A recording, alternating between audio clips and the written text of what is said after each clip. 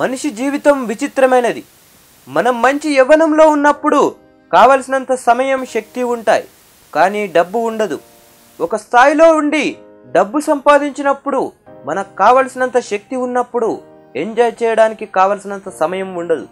అలా మన వయసు కాస్త 70 సంవత్సరాలకు వచ్చేసరికి మనం సంపాదించి వెనకాలేసుకున్న డబ్బు ఎంతో ఉన్నా, ఎంజాయ్ చేయడానికి ఎంతో సమయం ఉన్నా, వృద్ధాప్యం కాబట్టి ఏమీ చేయలేం, ఇంట్లో ఉండి తినడం తప్ప.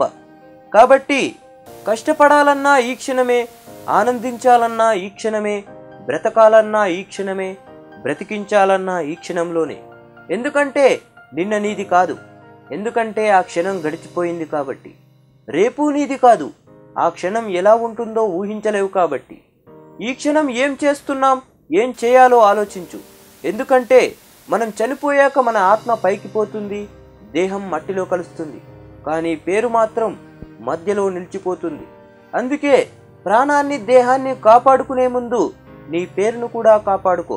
ఆ పేరును కాపాడుకున్నప్పుడే నీలో ఆనందం, సంతోషం లాంటివి నీకు కలుగుతాయి. మనకు ఆ ఆనందాలు, సంతోషాలు కేవలం డబ్బు మాత్రమే ఇస్తుందనుకుంటారు కొందరు. కానీ మనకు తోడుగా, నీడుగా, మన వెన్నంటుగా, మన చుట్టూ ఉండే మనుషుల వల్లనే మనకు ఆనందం, సంతోషాలు కలుగుతాయి. కాబట్టి మంచిగా ఆలోచిస్తే మంచి పేరు వస్తుంది, చెడుగా ఆలోచిస్తే చెడు పేరు వస్తుంది. ఎగ్జాంపుల్గా మీకో మాట చెప్తాను వినండి. ఇనుమును ఎవ్వరూ నాశనం చేయలేరు, దానికి పట్టిన తుప్పే దాన్ని నాశనం చేస్తుంది. అలాగే మనిషిని కూడా ఎవ్వరూ నాశనం చేయరు, అతని చెడాలోచనలే అతన్ని నాశనం చేస్తాయి.